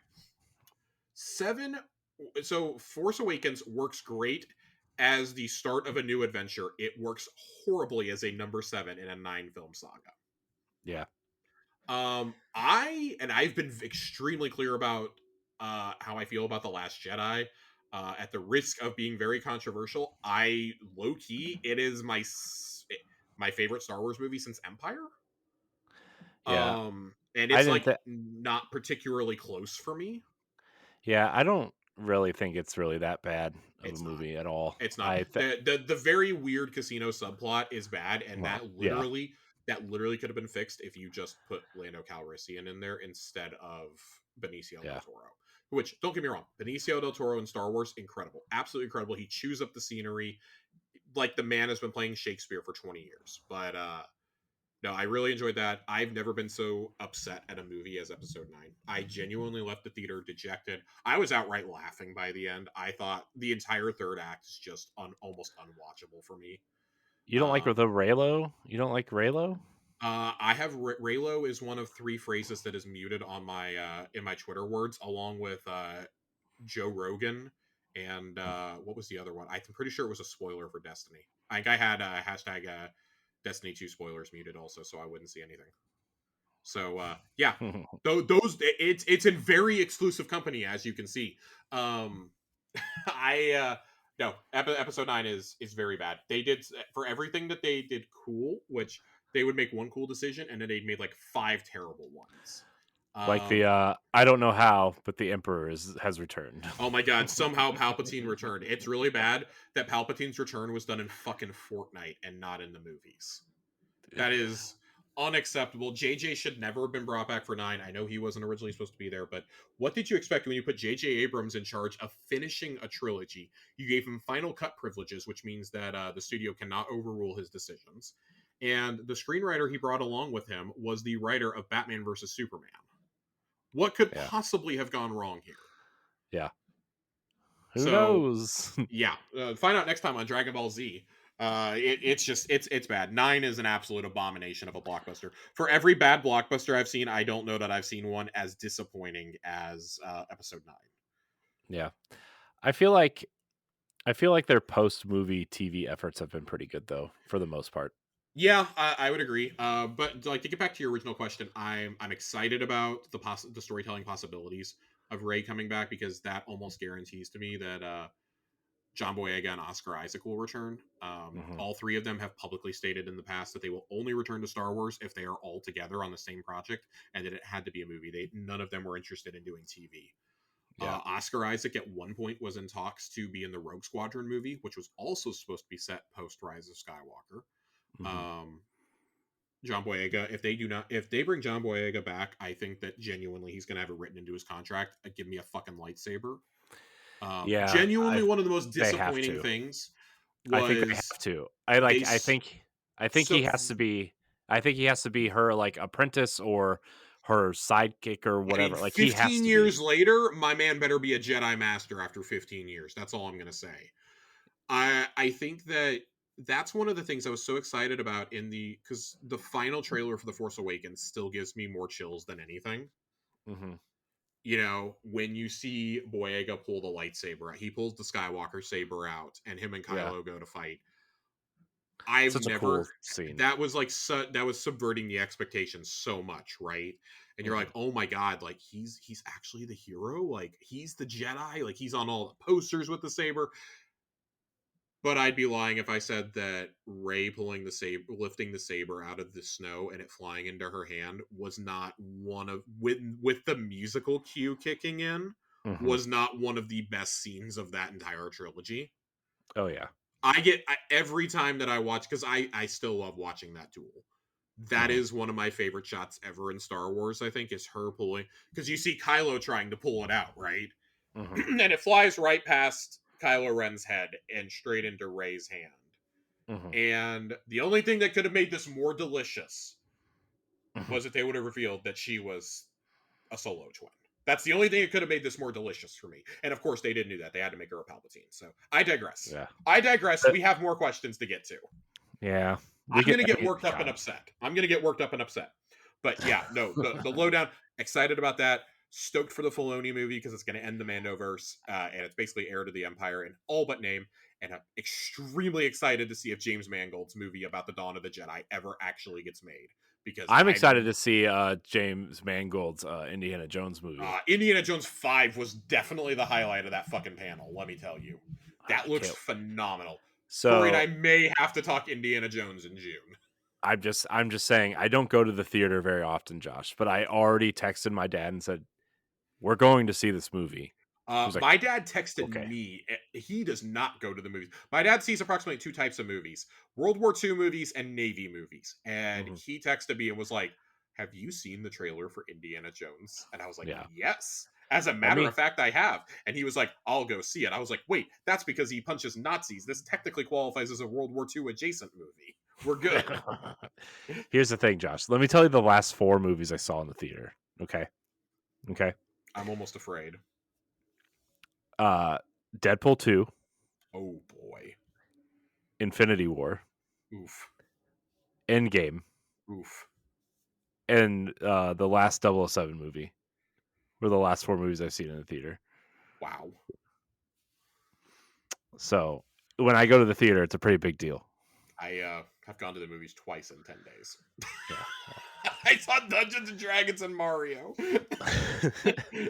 Anyway, Zhao asks us if you could have the ultimate guardian, exotics in every slot, no limits. What are your picks and why?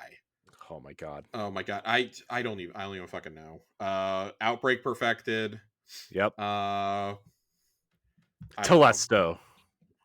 Yeah, Give me let's Telesto. go Telesto and let's go Gallahorn. Galley. Yeah, let's go Galley for heavy.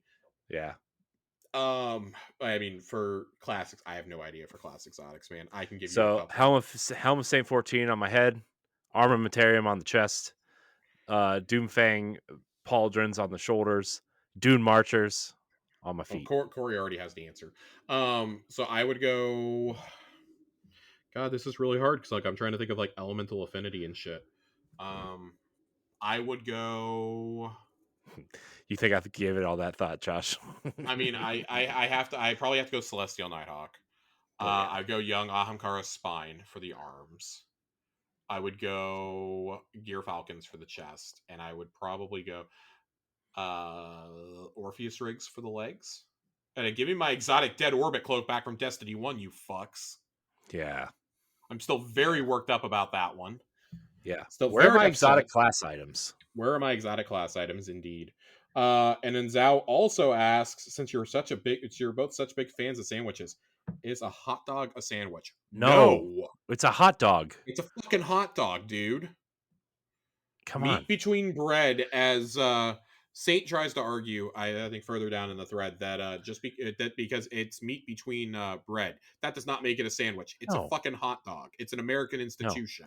Also, I It's think not to called qualify Portillo sandwiches. It's Portillo's hot dogs. I think to qualify as a sandwich, also the bun has to be like the bread has to be 2 separate slices, not one that's you can peel open.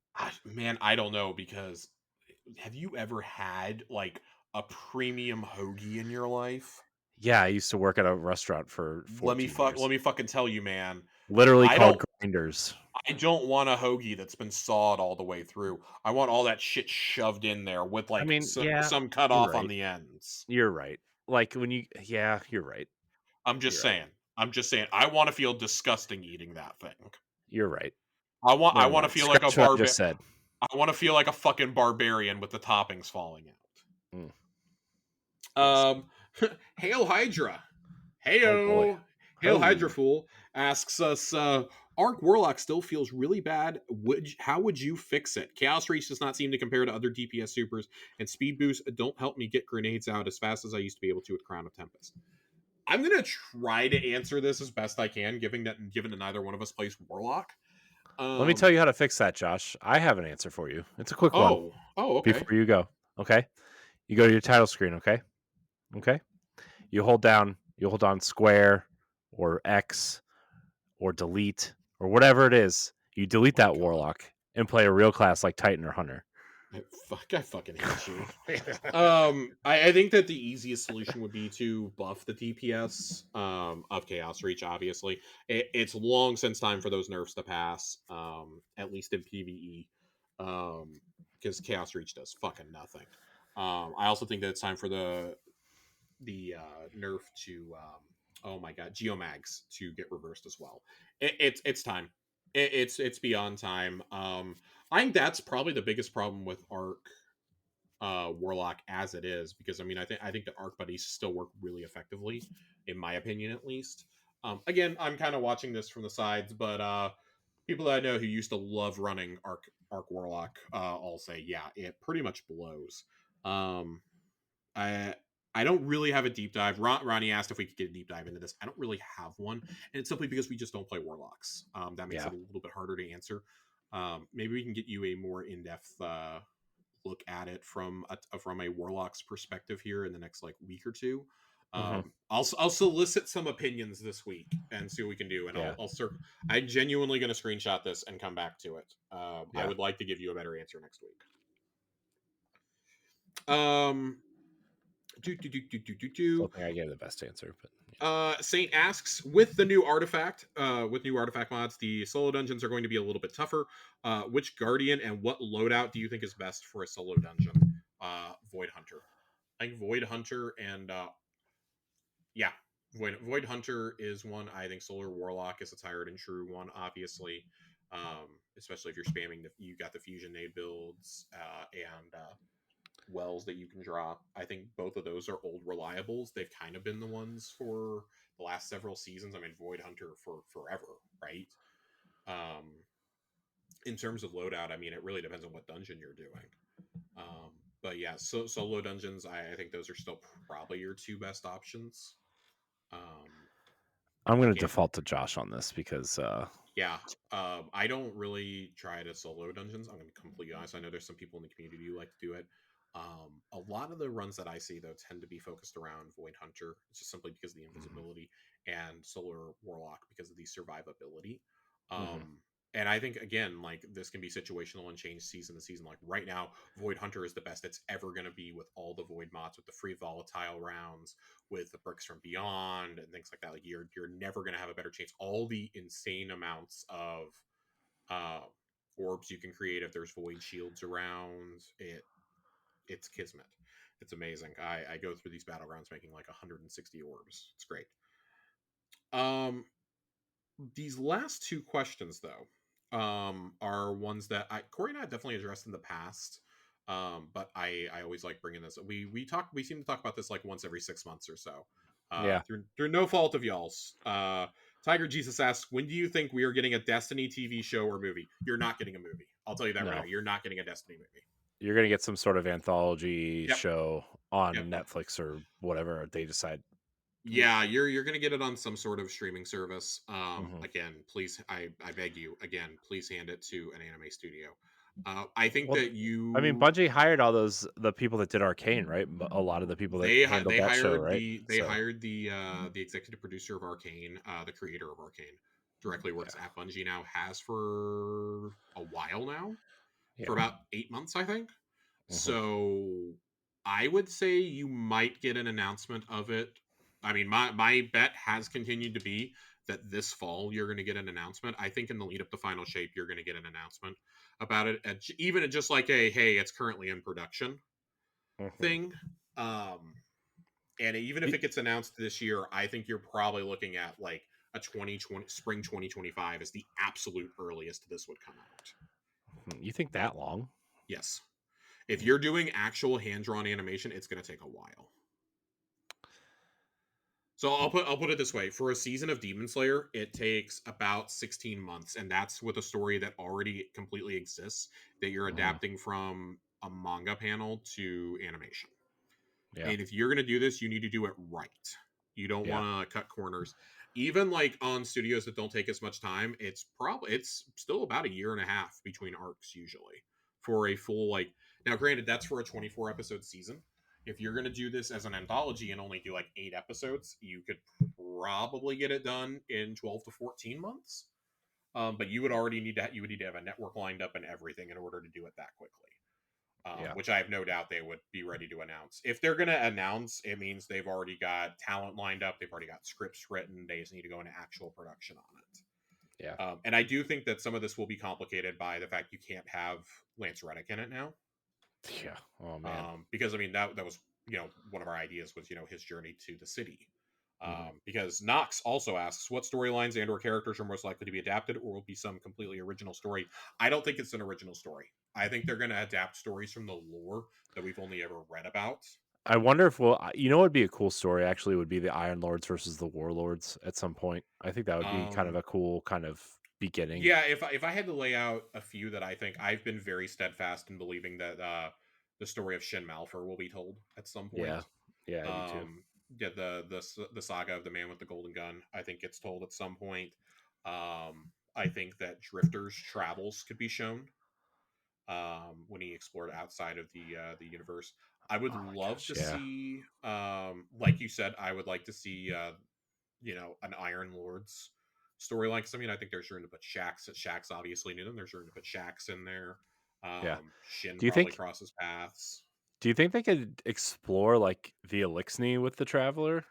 Um, you could explore like the fall of Reese. You could Yeah. explore their golden age, the fall of Reese, and that kind of veers into like original story territory. I think that would be harder because you don't have a character outside of Aramis that you can really like anchor the story. Aramis and Tannix would kind of be the two that you can like anchor Oh the god. story in. We don't No, need like more Taniks. no, like seriously, no No, bullshit, I know. no bullshit. Those are like the two characters you could really anchor it in, and like Yeah. Mithrax's mother, I guess. If Yeah. I was going to see an Elixni anthology, I would almost rather see a young Mithrax and a young Spider working together. Yeah. Um, I would like to see some of how Mara came to unite the Reef Hmm. and bring the House of Wolves into her servitude. I think there's some opportunity for like Varix to be a narrator for some of those storylines. Yeah. Um, maybe the Crusades of Saint 14 would be something you could show. Um,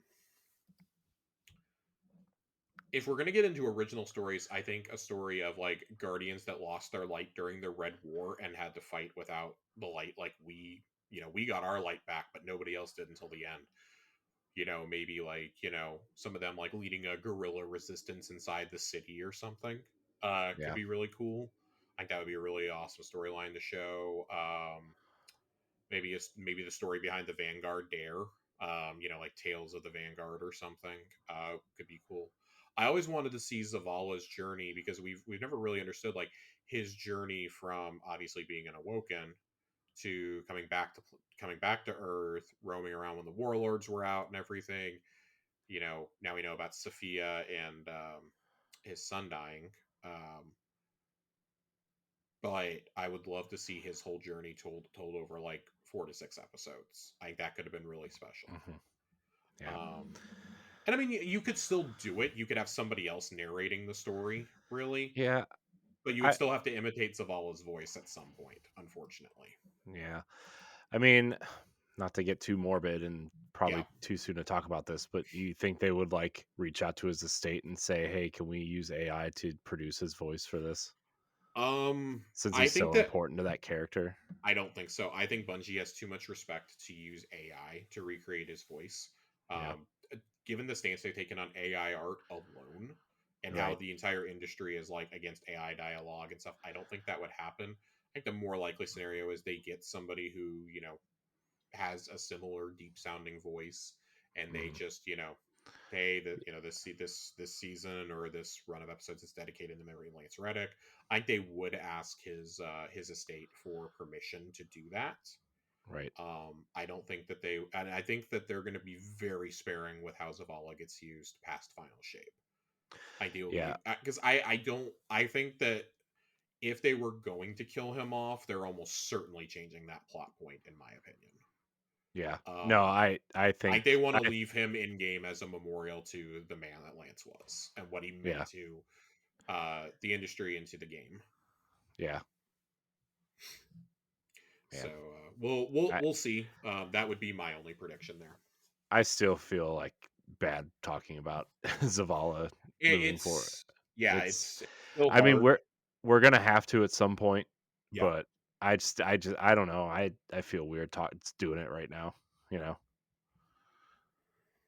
Oh, I think that's it for our questions though tonight. I was looking to see if we had anything else. Knox came in right under the wire with that with the question about the what storylines would we want to see. Not that we wouldn't have already been broaching that, but right. I think that's Yeah. going to do it for us. Yeah. Yep. We did it, Josh. We did it, Corey. We did it. Um by the way, actually there's something else I want to talk to you about that's not Destiny related. Well, it could be, maybe. Did you see that Insider Gaming kind of reported that Microsoft is playing around with a Windows version for Steam Deck? I did. So you can put Windows on the Steam Deck, and it's not that hard to do.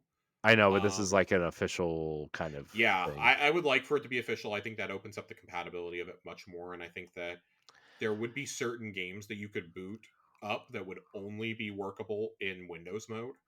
That Yeah. they would just disable them in Linux mode. That's the key reason why Destiny 2 isn't allowed to run on the Steam Deck officially, is because Steam Deck is a Linux platform and not Windows. hmm Um, but there have been plenty of people at Bungie who have shared how to get it to work on Windows on your Steam Deck, Yeah. and have like officially said that they play it that way.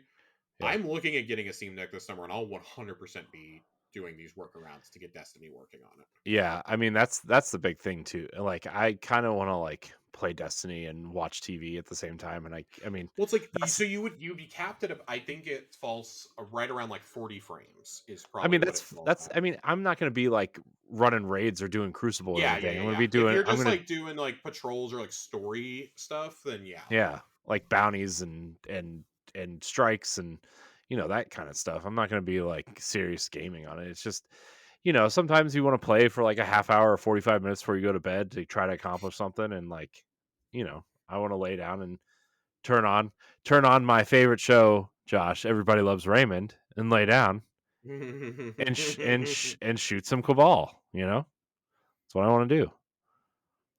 Man, Everybody Loves Raymond. Super underrated or overrated, depending on which Super side of the fence underrated. you fall on. That show gets better as I get older and have I kids and remember a wife. So, I'm really looking forward anyways, to being able to play Destiny on the go again. That's I think the hmm biggest loss from Microsoft's cloud initiative was losing Destiny. I mean, obviously, like the contract ran out, right? So it got taken off Game yeah, Pass. I'm just waiting for them to officially come out. We were supposed to get it last year. It seems like it's definitely going to be something that comes out this year now. yeah. Obviously, You think they're of utilizing the Stadia tech? You think that's what they're ooh, I doing? don't think so. I think no, I think they've built their own infrastructure using Azure. Mm. I think if anybody gets the Stadia patents, it's going to be Sony that's going to pay out the ass for them. Well, Sony already is in a contract with Microsoft for Azure stuff, though. Yeah, but I mean that doesn't mean that they can't use like Stadia, like the Stadia tech to make games run. Like Azure doesn't mean that. I just think that Microsoft was Yeah, so far along that they've just built their. This is what I always say. Like Sony is a hardware company, Microsoft is a software company. yeah, So like of the two, like who would I trust to make their own cloud solution without needing the Google patents? It's Microsoft. right, Yeah, yeah, I think that Google said that they'll let anybody pay them for the patents. They won't restrict it to just one company. So it's entirely possible Microsoft could do it, but I don't think that they will. I think they've yeah, got their own solutions. yeah, Where I see the Stadia tech being used a lot with is studios like Bungie devs have been very, very, very clear about how Stadia really helped them with going full remote from home. In yeah. terms of development, sharing dev builds and whatnot. There was a whole dev mode that we couldn't see to Stadia, and that's Right, why so many developers were upset about it going away. yeah. Man, I'm excited R.I.P. Stadia. to see. R.I.P. the Yeah. dream. Oh God. Yeah. Well, All right, Corey, Was Stadia the dream, or anyways, all get us right. out of here. Yeah, Get us we're out of leaving. here. We're leaving. I want to thank everybody for listening to this episode of Tower Casuals. If you like the show, rate us on Apple Podcasts or Spotify. The sweet, sweet 5 stars. Even though we only talked about 20 minutes of Destiny on this almost 2-hour episode. There wasn't much to talk about. I know. And look, Josh and I like to talk about other games also, and We do. Josh and I always joke around that like if he wasn't so busy and I wasn't running my other podcast, we'd have gamer casuals where we'd have conversations like that a lot. But yeah. Anyways, this was our gamer casual episode for the next 3 months, I guess. Josh, where can we find you? Twitter at Josh_Finn, 2 N's, and of course in the Discord. Join the Discord. Join the Discord. I post a link every day to social media, so no excuse. It's also in the show notes. You can also click it there. You You can find me at I am Corey in HT. Yeah. Shout out. Colonel Panic. You can find me at I am Corey in HT on Twitter and Instagram. You can follow Tower Casuals at Tower Casuals on most social media networks. Join the Discord. I want to thank everybody for watching and or listening. Until next time, we love you. Goodbye.